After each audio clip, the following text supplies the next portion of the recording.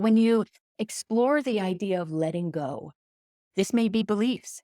It may be things that you thought were okay, or maybe you were putting up with, or how you talk to yourself. We must understand where it happened, when it happened, who was there that created the happening. We don't have to do that. Again, all of our experiences are part of who we are.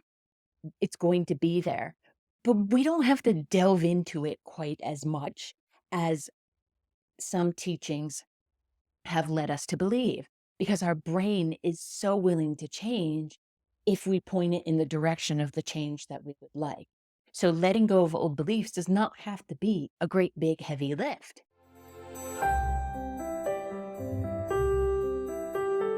Hi there. Welcome to Intuition, Your Success Compass. I'm Vicky. Thank you for joining me. This episode, we are going to talk about growth, change, and endings. This is the last episode for 2024. No matter when you're watching this, thank you for watching or listening. But this is the absolute last episode of the podcast for this year. And I thought pretty fitting to talk about endings as we experience a lot of that right now. People are leaving relationships, people are croaking, not necessarily an ending, just a shifting, but careers are shifting. A lot of people are leaving what they had considered to be their lifelong career and are now looking at what type of work lights me up. What do I want to be involved in? And how can I give and still have a lovely life? And still at that same time, we're in the United States, we're changing administrations. I'm still hopeful and holding a high intention that will go smoothly. And there's even some things that feel like they haven't been revealed yet that I feel like are going to be amazing. And I'm holding that energy because that's what my intuition tells me. And that's what I've been doing for 23 years. So I have to trust that. But there's difficult time for some people in thinking about endings. You have shown up for yourself this year. And if it's hitting more of a stride right now, or maybe an indication that you would like more in your life, maybe your life is absolutely ideal and you're encouraging it to stay that way for yourself, although we should always look to growth and to be expanding. But no matter how we see our lives or where we are in our lives, there are always going to be transitions. There are always going to be endings. One of the things that comes to mind right now is like when I'm using a voice prompt like Voxer or an audio message for somebody rather than typing it all out. A lot of the times I will say period instead of just going on with my statement because I'm so used to doing talk to text. And it makes me laugh every time, but it also reinforces that energy of endings can be uplifting. It can be funny to end a sentence by saying period. And I usually point it out instead of just leaving it alone. I usually say, oh, I did that thing I did again. So, what I would like to do is introduce the perspective of endings being part of new beginnings, but not to get too woo about all of it because some of them really suck at the time. And we may not see the gift in them until much later.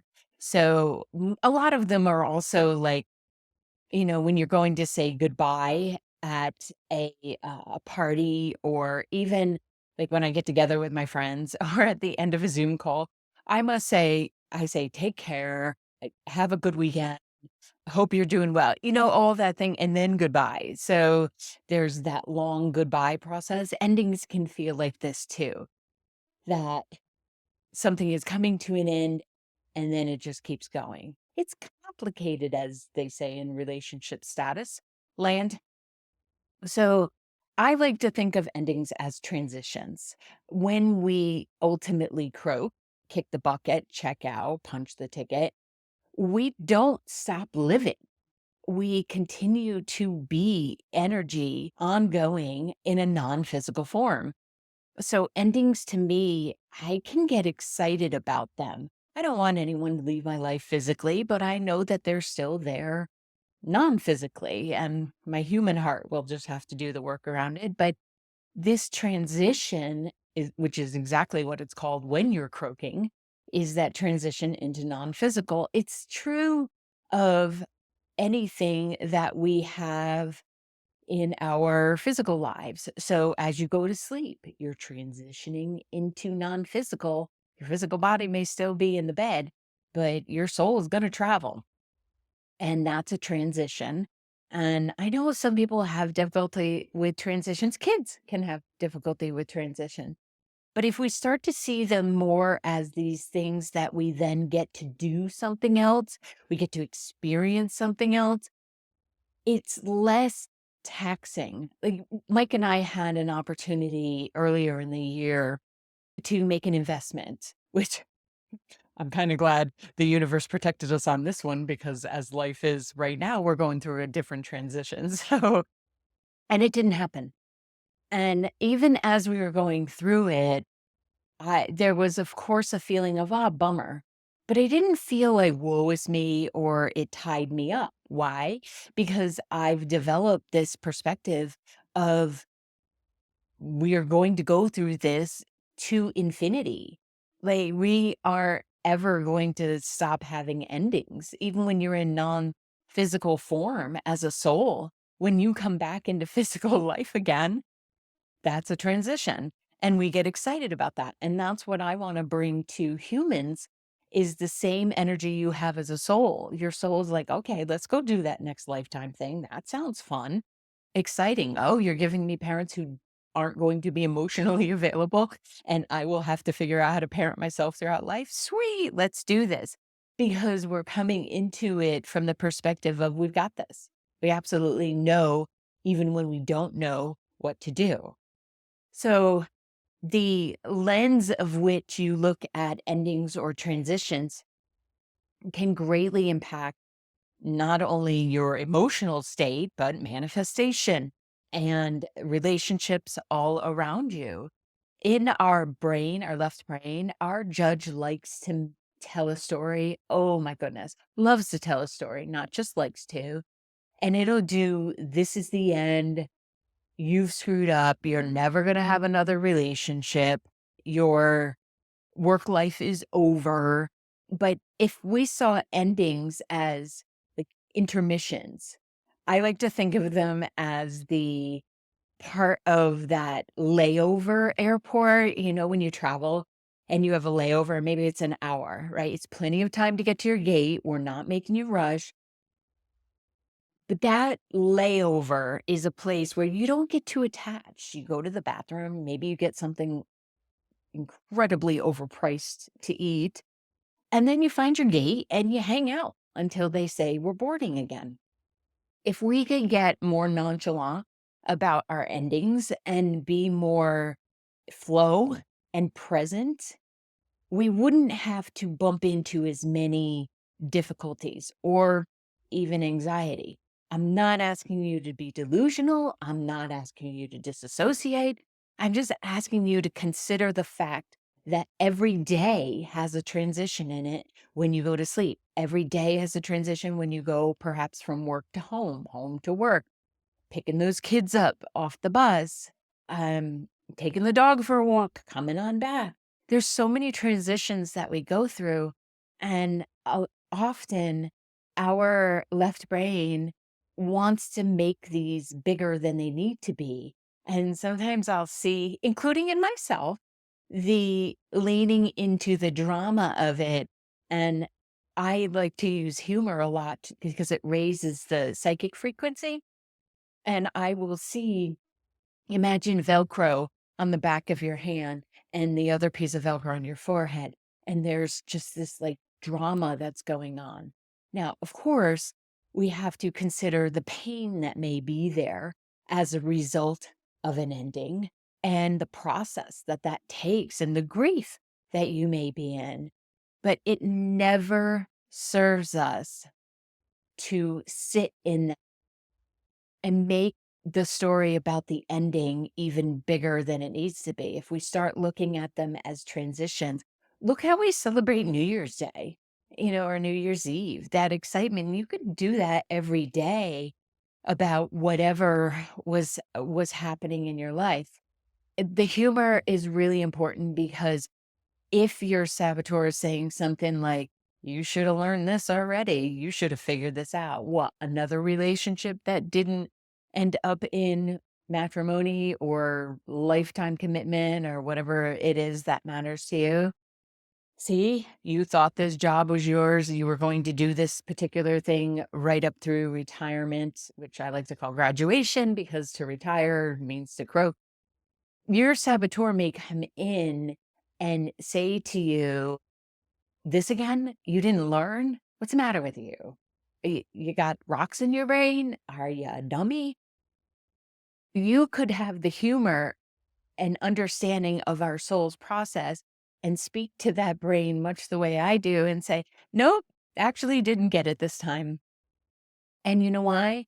Because I am growing and learning and expanding, and I don't got to rush this thing. Yes, I want to learn as much as possible in this lifetime so that I don't have to do 100 more human lifetimes, but I believe in me. I'm a learner. I love the excitement of that didn't go well. What could we do differently? And if your sabotaging brain is one that says to you that you did that wrong, you failed, ooh, that voice, when that shows up, I want to give it like a snack and a nap because it's serving to knock you down and not to build you up. So have some humor with this and be like, you know how many transitions I did today alone? Every time you log in to check your email and you log out, that's a transition. You're good at them. If you could lighten up and help your right brain be more curious about things or be excited about the transition, it would help. Our endings and beginnings, they are the proverbial chapter in your soul's journey, your entire soul's journey. So imagine if you took the pressure off of your human self to get everything right and you got more excited about the opportunities that could be presented. You know what that's going to do? It's going to raise your frequency up and it's going to have you attracting to you those that are more aligned and playful and showing up in their whole self. So you're not doing so much caretaking or so much work. When my late husband was passing, there were so many people that came to me. I was 46 at the time. And there were so many people that expressed their sorrow. And I gratefully received that, not their pain, but their words. And I would say to them, yes, this is incredibly difficult. And I am so happy for him that he is transitioning and he is meeting what his soul is ready to do at this time. And I'm grateful for that. And I'm going to give him a send off like there is no, hasn't been not been a send off before. It didn't have a lot of fanfare, although he did call it the Howard Bear Tour of Death because a lot of people show up when they know you're croaking. And that's okay. Like, we had humor. He even said he was going to have T-shirts made and how he could do that since he was bedridden and didn't have much energy since he was putting it all into croaking. But it was a laugh that we got out of it. And there were people who thought I was delusional. There were people who thought I didn't care about him as deeply as I did. There were people who questioned my presence in what was happening and thought I was just even trying to rush him out the door. But no, I was keeping him out of pain as we agreed to because we had so many conversations about the changes in our lives and the transitions in our life and what would happen if one of us had an illness and the other had to assist with that. Let me just go on record as saying I'm very grateful it went the way that it did because not because I'm here, but because He was a lovely, lovely, lovely man. And I'm not entirely sure everything would have been taken care of and would have been done. And perhaps this is the hyperachiever in me in the way that would have been necessary because, yeah, multitasking was not his thing. But that spiritual conversation that we had about transitions came on the heels of so many other conversations, including the boundaries we had to put with his kids, the boundaries we had to put with the kid we have together, with his family, with my family, with friends that I thought were friends and they weren't so much. All of those conversations contributed to the ultimate transition that all of us get to experience.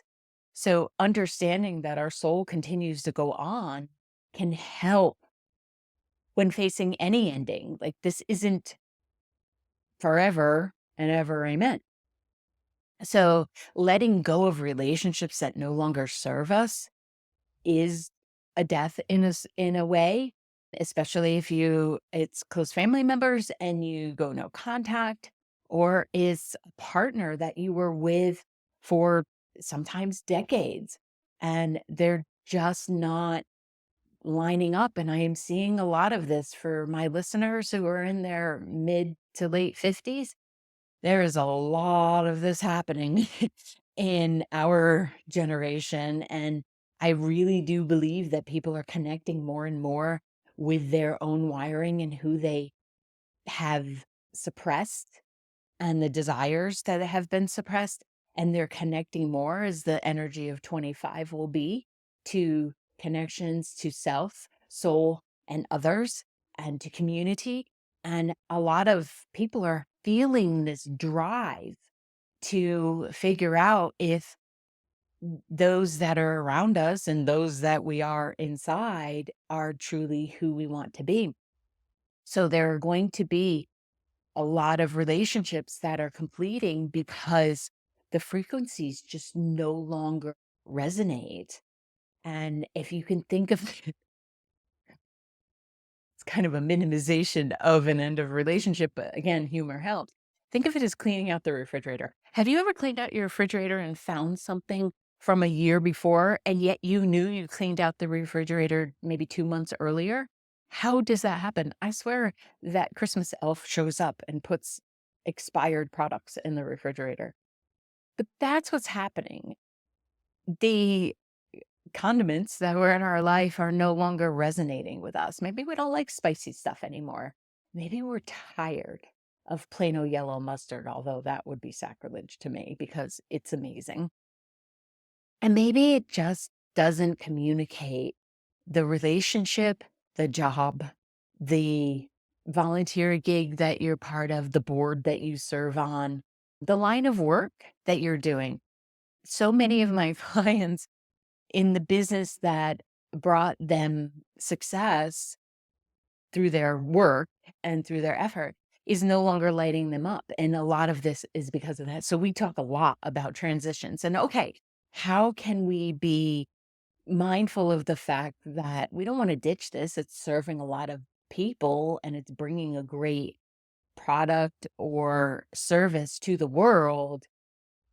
And it's no longer aligning with who we are. There has to be a plan or an exit.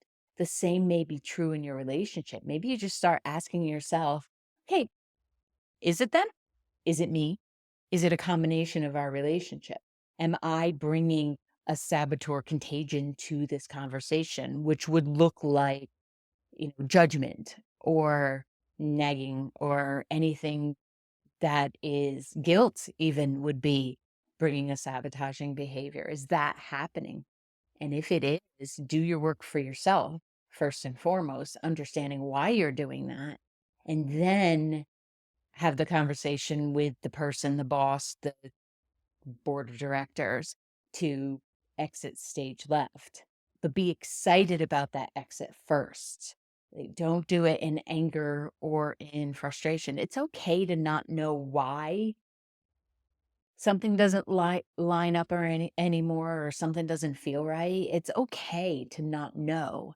But then your next step is to get curious and to explore in fascinated energy of, well, what does this mean to me?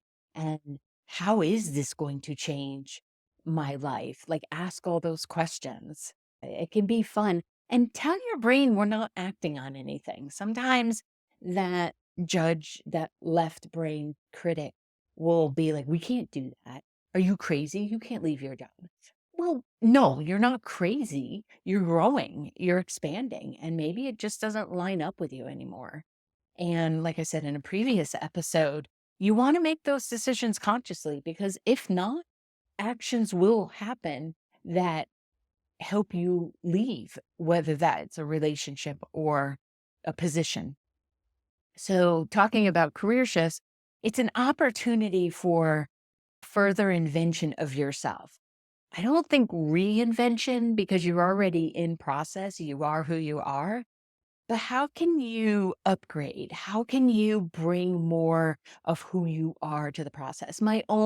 If you follow this podcast for years, you can see the transitions that I've done and what's brought me to the place I'm in now, where the blend of intuition and neuroscience and neuropathway work, it just lights me up. I'm so excited about it.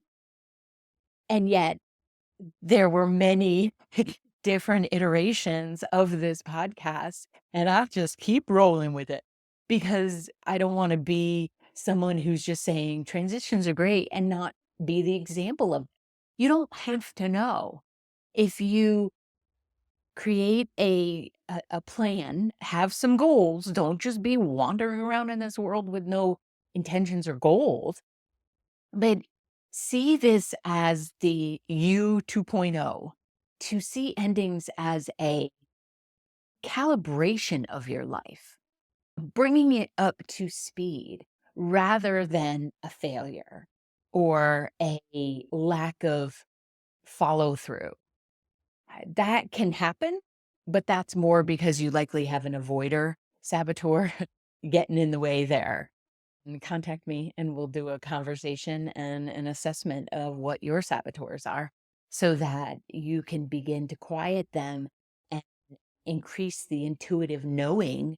Because when your brain is quiet, those downloads happen very quickly. And also communicate to that left brain of yours that we don't have to act on anything right now if there's no egregious behavior going. You don't have to act on it. Oftentimes we get ideas 6 months, a year, 2 years before anything moves. So be aware that this download that you're getting is leading you to a transition, but it may not be in this moment. Again, take the Velcro off the back of the hand, off the forehead. Take a deep breath and say, okay, if I were going to do this in a very conscientious, very present way, what would I do? How would I get there?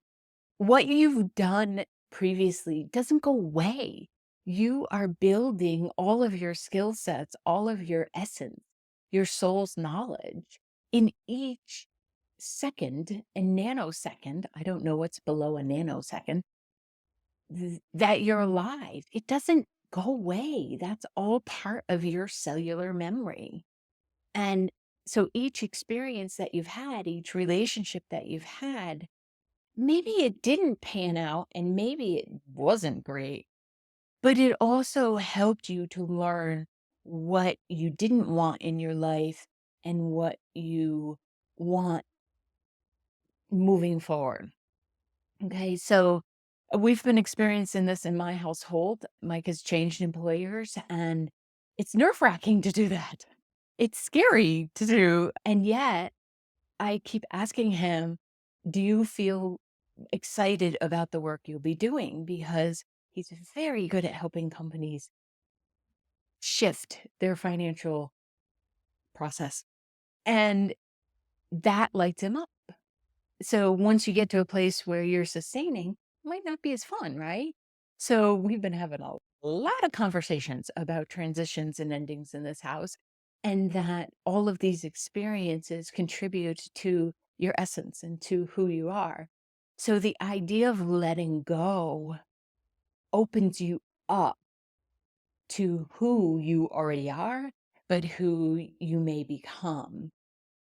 And you may have to get quiet about what that means. Like, how is it that it feels both sad and exciting at the same time? I just changed my business setup from an S Corp to an LLC, and that meant dissolving the S Corp that I created with my late husband. And while this has been on mine and my accountant's to-do list, so he doesn't have to file so many forms, and I don't have to pay for so many forms being filled out for 3 years. And yet I hadn't done it. And when I sat down and I looked at it, it was because it was another level of closing that chapter of my life of what it was before.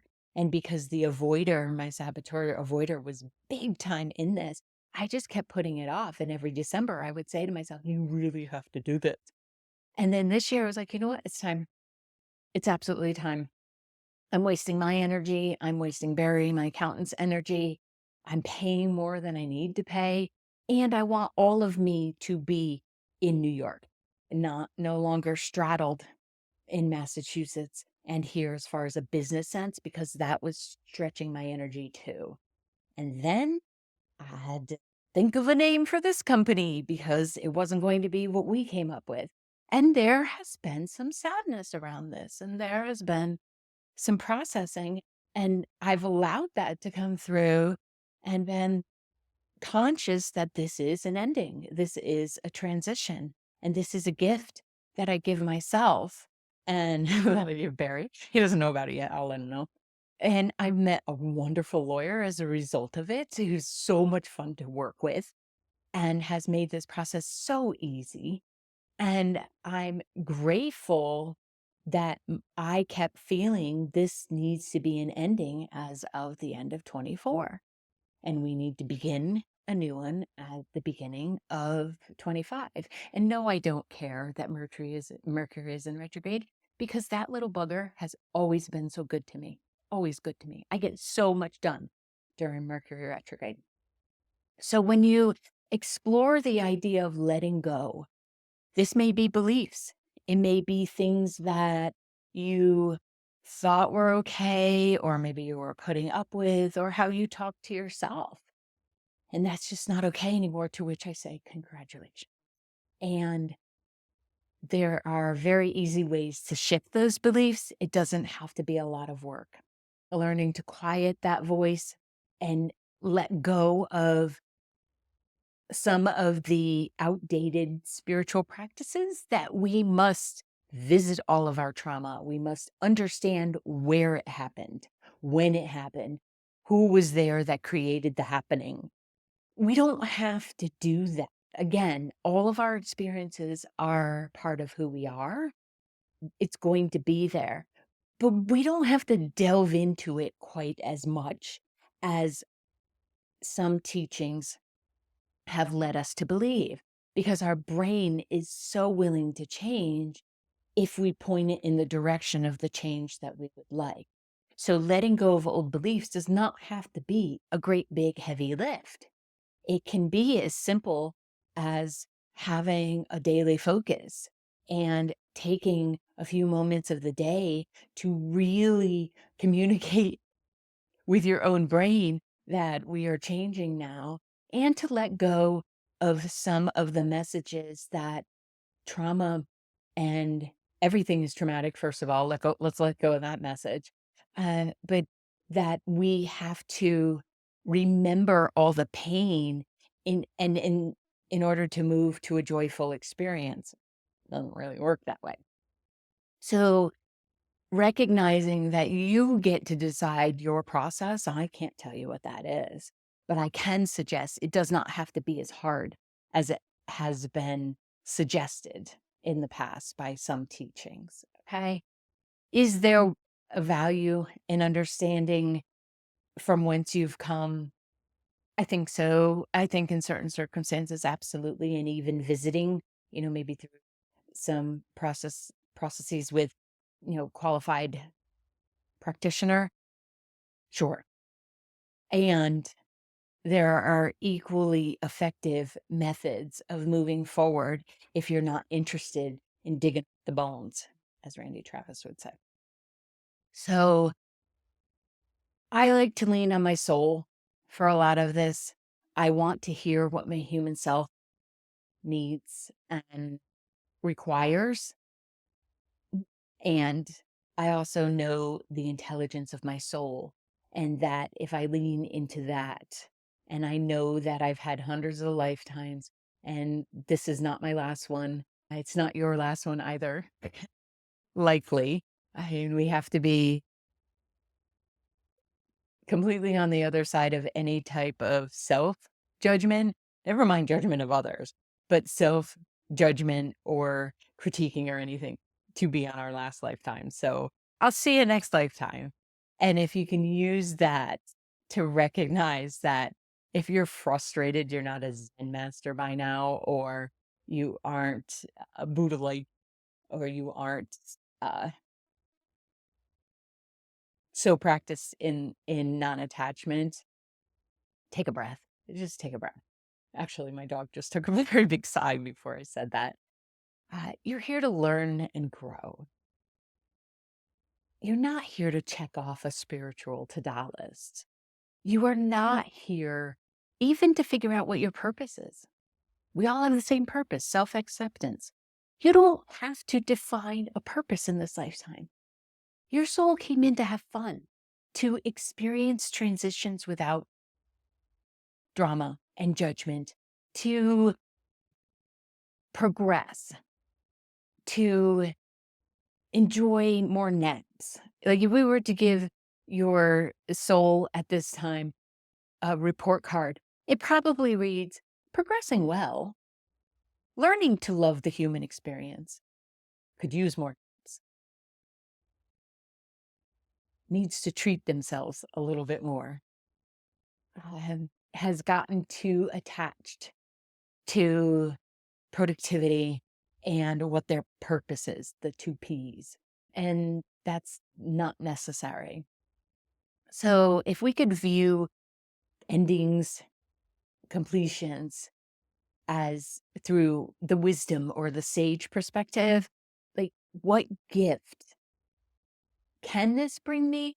Has it brought me? Will it bring me? You may not know in the moment, like I said to somebody very close to me the other day, this gift is not going to be available to you for quite some time. If you could trust that there's a gift in it and you don't know what that gift is, and that's okay, you're great. You're going to be brilliant in your process as a human. And it's all going to be quote unquote okay. So view endings or completions, view going no contact as there's a gift in this. And what is that gift? I'm listening to myself. I no longer put up with abuse. I recognize that this person is in their soul's process, and I no longer agree to dance in the saboteur contagion where we're triggering each other or setting each other off. That's a gift in and of itself. So I'd like to ask you, like, what has this year taught you about yourself? And what are you ready to release?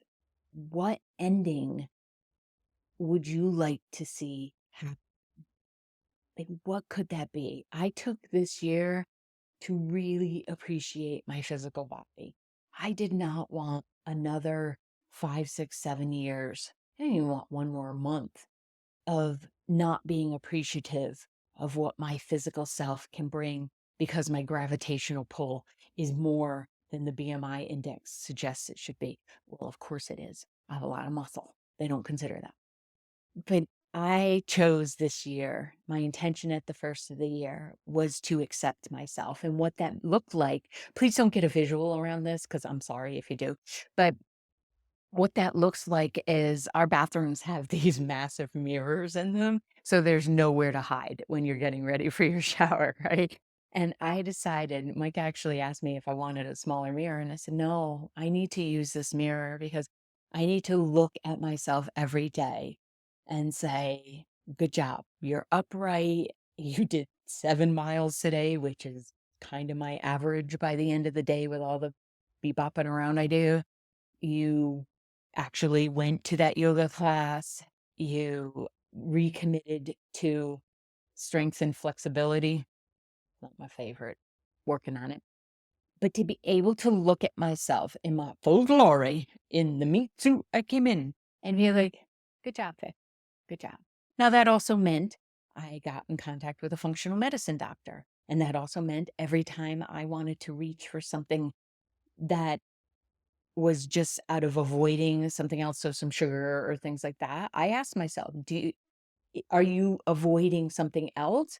Is this something that is a literal treat? And if it was, I gave it to myself because I'm like, I am not going out in this physical life picking on my body that gives me so much joy and carries me throughout all my excursions and runs this energy that I run through it on daily basis. So, what are you going to release? And this can happen at any point during the year. This is not just about the last podcast of the year, December 31st. Pretend you have a fiscal year in June. You could do this any day. What would you like to release? Perhaps sit down and write it all out. And you could burn that if you wanted. That will help energetically to release some things. And also great if you don't want anyone else in your innermost thoughts right now. But if you could see that endings are just a continuation, like a tire going round, it's moving you forward, and that your soul understands its eternal nature, there will be a heck of a lot less attachment to the physical self, to outcomes. When you're attached to outcomes, you are in a judgment place. Whereas process is more your wisdom, it's your soul, it's the excitement of what could possibly happen next. And it also is a great way to raise your frequency. So let's see those endings as a perpetual beginning and not in an exhaustive way, like, oh my goodness, we got to do this again. That's your judge talking. Those are your saboteurs talking. But seeing it as the I get to do this, I get to be here. Because you know what? While I know my late husband is living his non physical life to the highest degree, I still get to be here physically and to be and do the work I love to do and be in a loving relationship and to contribute to my community and to have amazing relationships with family and friends and to find humor in just about everything and to adopt another street dog from Aruba who's a big old joyful bundle of energy. I thankfully taking a nap during this podcast. You get to do this. Like, what do you get to do and get to be because of who you are and because your bravery of deciding to come into this human form? So, what if you toasted? What if you celebrated what you've let go of more so than what you gained? Like, what if you did a little to-do list of how you raised your energy this year and what you released? Maybe you donated things. Maybe you got rid of some clutter. Maybe you paid off some bills. Just paid off my car. That's very exciting, isn't it? And maybe you decided to backpack somewhere and not take a ton of equipment with you. Maybe you decided to sit quietly and look at your beautiful yard that's in front of you or appreciate the city that you live in. What have you toasted your awareness that you are an eternal soul? You're never going to get it all done. And the joy is in the being and in presence and fully connected to the love that you are. What if? So with that, I will end this episode. Sort of. I'll end this episode, not the podcast. We'll see you again in January, where we will explore a little bit more of what connection, what intuition, and what lining up with your essence looks like. I plan to have a lot of fun with it. No, I don't know what all the episodes are going to be about, because I'm going to wait until I get there to know that. And I invite you to come along with me into 2025 and let's rock this thing. Thank you so much for being here with me for another year of this podcast, for being in this world, for bringing your vibration and your essence and your soul, and for connecting and being the light you are. I genuinely appreciate you. Take care. Thank you for listening to this episode of Intuition, Your Success Compass. I appreciate you being here. If you would like more information about developing your intuitive skills, removing those blocks, and creating the life that feels the most successful to you, then head on over to vickibaird.com.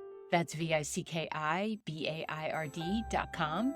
And check out the courses, the groups, and the Spaces app that will allow you to be part of our community and know about upcoming events and specials. Thank you so much, and I'll see you in the next episode.